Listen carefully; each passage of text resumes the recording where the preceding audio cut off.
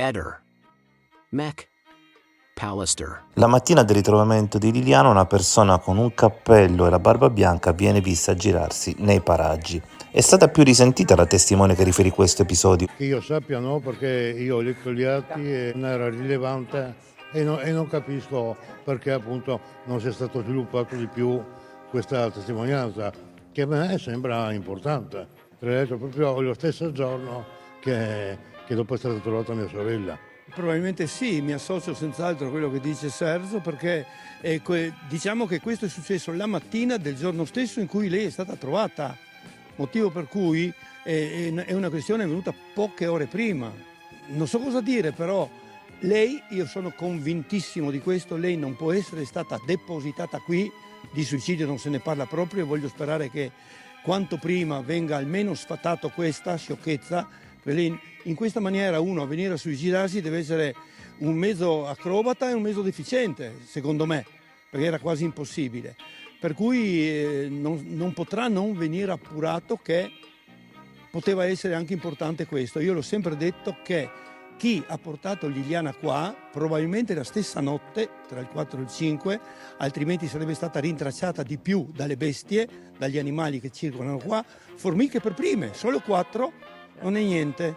Praticamente dicono che è uscito dal lato sinistro e andava in su guardando per terra con la pila.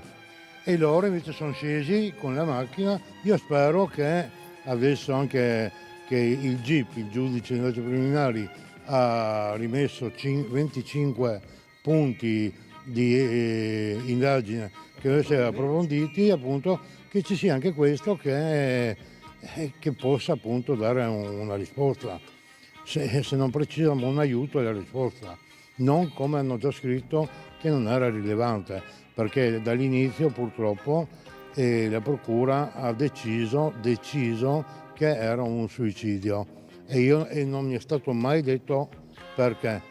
Io ho chiesto che mi spiegassero cosa è successo, ho chiesto più volte anche di parlare con il questore, col capo della squadra mobile, con il capo della polizia, con il procuratore, col vice procuratore, e non mi hanno mai interpellato. Anzi, l'unico purtroppo che mi ha risposto era il sostituto procuratore, che è il titolare dell'inchiesta, che mi ha detto causa la mia posizione che non vede il motivo di parlare con me. Ma come causa la mia posizione? Io sono il fratello. Hanno sempre negato di parlare con me. Approfondire. Un'altra cosa della quale si è parlato poco, io l'ho già evidenziata, ma non è stata approfondita e dovrà essere, o almeno spero, dalla nuova indagine. Il famoso cordino, ecco, è stato trovato il giorno 4, mi sembra addirittura, di gennaio, ci sono anche le date, tutto scritto. È stato trovato il DNA maschile, per cui è stato chiesto la prova del DNA a me, a Salvo e mi sembra, Covalero, ecco, per avere l'amico Fulvio Covalero, ecco.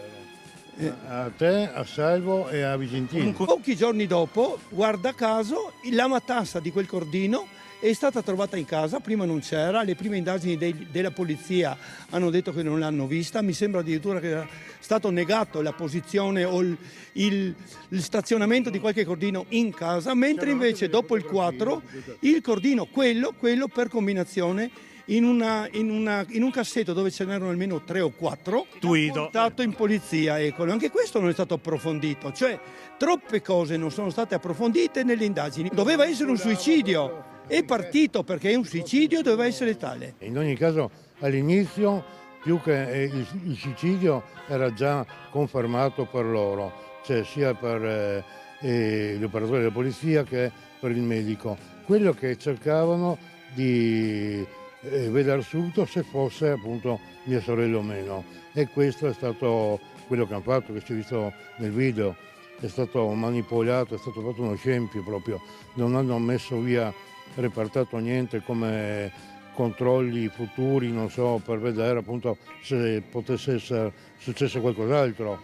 E invece niente, loro hanno proprio deciso di vedere, e si sente anche la voce proprio che dice guardate se ha il ciuffo bianco, se hai la verruca. Ma io l'ho detto subito, appena trovata, che quella è un'enorme messa in scena. Esatto. Hanno sbagliato, chi lo ha fatto si è dato la zappa sui piedi perché ha fatto troppo per voler far vedere che era un suicidio, ha strafatto, veramente ha strafatto come cose fatte, sacchetti eccetera, non serviva tanto.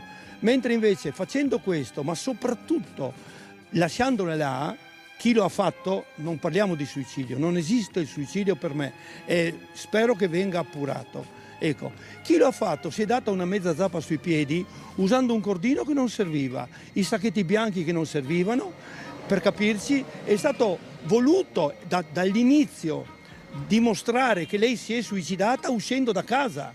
Per un sacco di tempo io sono stato accusato di averla terrorizzata con la telefonata ultima, 16 minuti di terrore.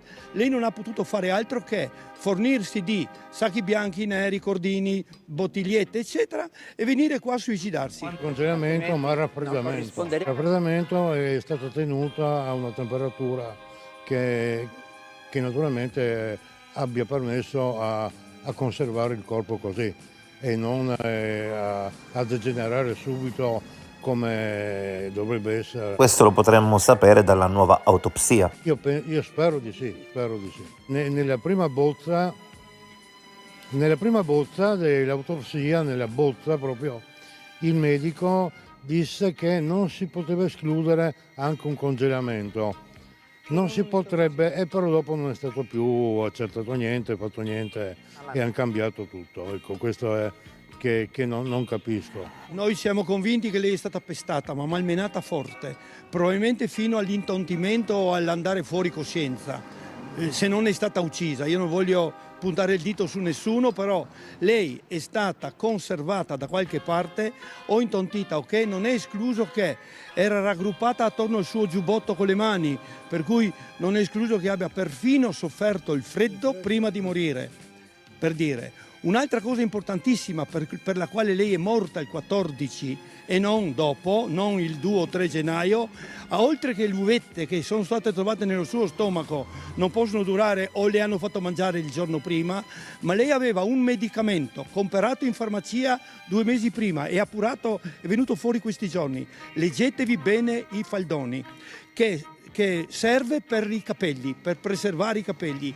Bene, lo ha preso, è una specie di integratore. Lo aveva nello stomaco, però non può essere altro che corpo conservato da qualche parte al freddo, se non in un frigorifero, sotto ghiaccio, come fanno i pescivendoli con il pesce che avanza oggi e che lo rivendono domani fra 10 giorni. Io sono contento appunto che sono contento che questo giudice abbia letto bene, abbia valutato il tutto e ha detto che non può accettare appunto le spiegazioni che sono state date come chiusura per suicidio, perché non esistono. Anche proprio non voglio dire, ma una persona che non capisce direbbe ma com'è possibile? Io spero che Sebastiano invece abbia il coraggio di dire che abbia ancora un briciolo di dignità, che dica la verità, che finisca di raccontare bugie come ha sempre fatto anche gli inquirenti, che la finisca, perché ormai è una detta di troppe, ecco. Ehi, non dimenticare di iscriverti a questo canale.